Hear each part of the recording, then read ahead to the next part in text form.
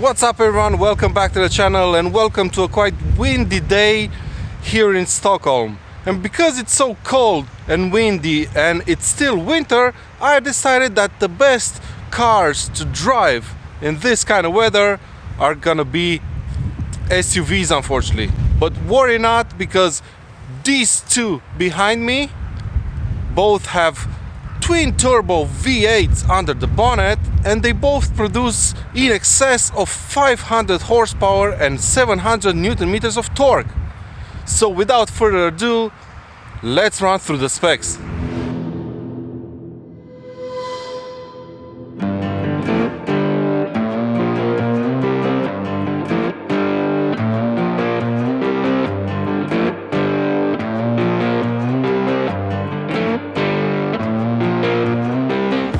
Then, in the left corner we have the BMW X6, the original, the car that invented this coupe SUV niche. This particular car is called the M50i, and it's an M performance car, which is basically a BMW that comes as standard with the M Sport package both inside and outside, plus a special engine. It's finished in this quite cool Manhattan metallic paint job. It has an illuminated grille for some reason, laser technology headlights, and a couple of fake exhaust tips at the back. But the absolute highlight of today's car is what's under the bonnet. A 4.4 liter twin turbo petrol V8 engine capable of producing 530 horsepower and 750 Newton meters of torque. In the right corner we have the new Porsche Cayenne Coupe Turbo. Yes, yet another SUV with a coupe swooping roofline. And for me personally, this body style is the best looking one for the Cayenne, because it makes it look even more like a Porsche than before, especially from the side.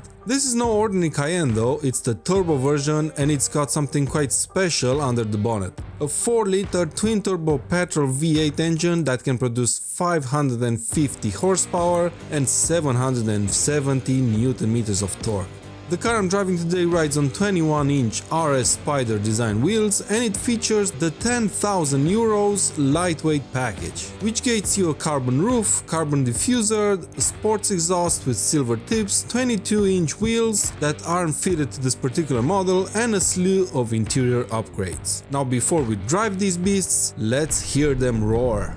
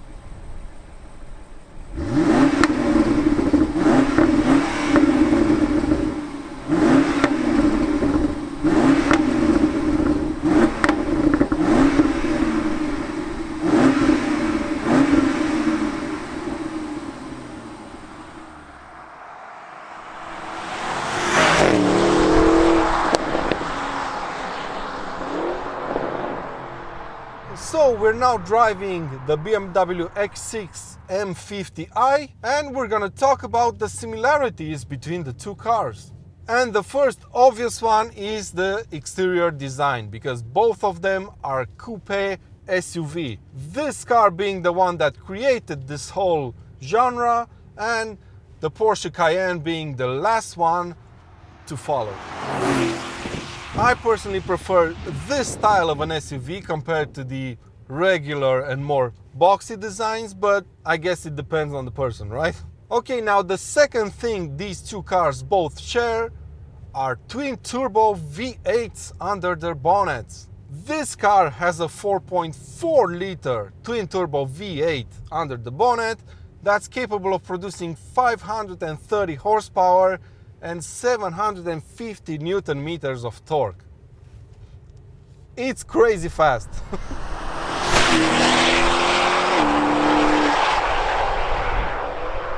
The Cayenne, on the other hand, has a 4-liter twin-turbo V8 that's capable of producing 550 horsepower 20 more, right?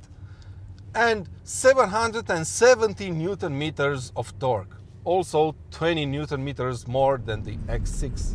And just listen to this. The BMW weighing in at 2.2 tons can reach 100 km/h from standstill in just 4.3 seconds. Pretty much on par with an M2 competition, but get this, the Cayenne Turbo can launch and reach 100 km/h in just 3.9 seconds. Incredible. Third similarity is the fact that they both have 8-speed automatic transmissions, and this time the Porsche doesn't really have the advantage of being equipped with a PDK transmission, because the Cayenne is the only Porsche that doesn't have that, but instead has a regular Tiptronic transmission. And finally, both of these two cars have rear-biased four-wheel drive systems.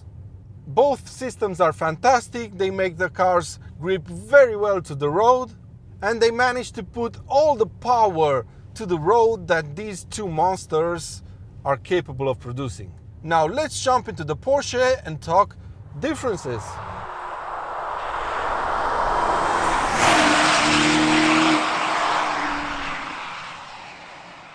So, time to talk about the differences between these two cars. And first, we start off up front. Even though both cars have V8 engines under the bonnet, both of them being twin turbo and all, these two cars have very different characters.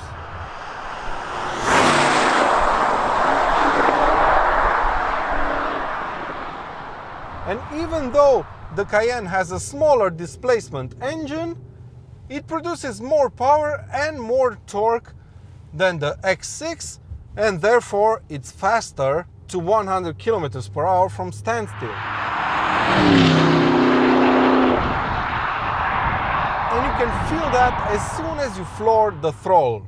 A 30 horsepower difference might not seem like much on paper, but when you drive these cars back to back, you're gonna notice the difference.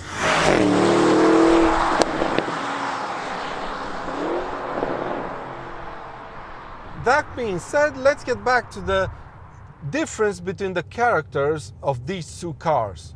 Well, first, the Cayenne feels heavier and less agile compared to the X6, even though this one is more powerful and it weighs about the same as the BMW. The M50i, on the other hand, has a much better throttle response below 2000 RPM, making it more agile and faster to respond, but it tops out quicker than the Cayenne.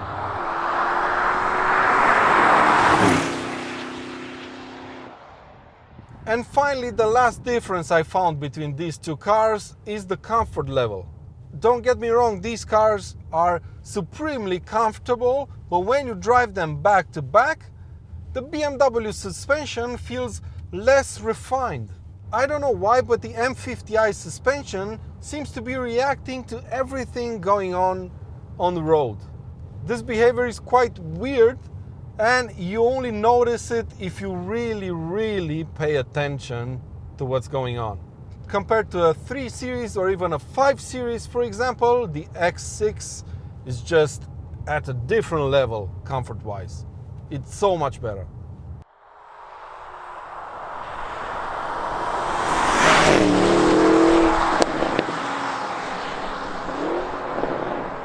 Both interiors are excellent, but the BMWs feel a bit more upmarket, and that's probably because it's more oriented towards luxury and comfort, while the Cayennes feels a bit more sporty and old school because of that upholstery. There's a lot more tech on the inside of the M50i, and materials and fit and finish are exceptional. The car features heated and cooled front seats and cup holders, heated armrests on the door and center console, a fantastic Bowers & Wilkins sound system, and many more creature comforts. The Porsche is a bit more conservative on the inside, and its main feature is the lightweight package it's fitted with.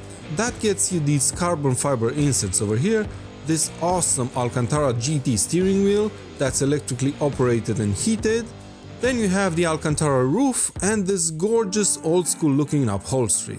leather on the sides and cloth in the middle. The dials are very 911, you have the analog rev counter in the middle and two screens on the side that show you the other 4 dials.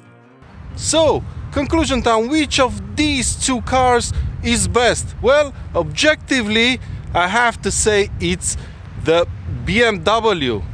Why is that? Well, because it's pretty much on par with the Porsche. It's not as brutal, but it's there.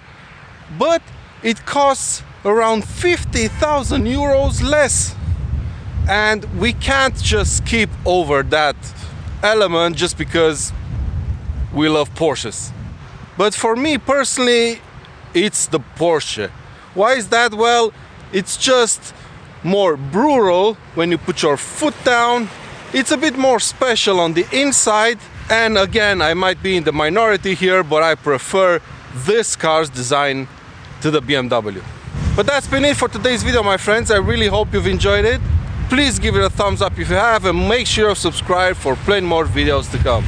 And until next time, take good care of yourselves, and I'll see you around.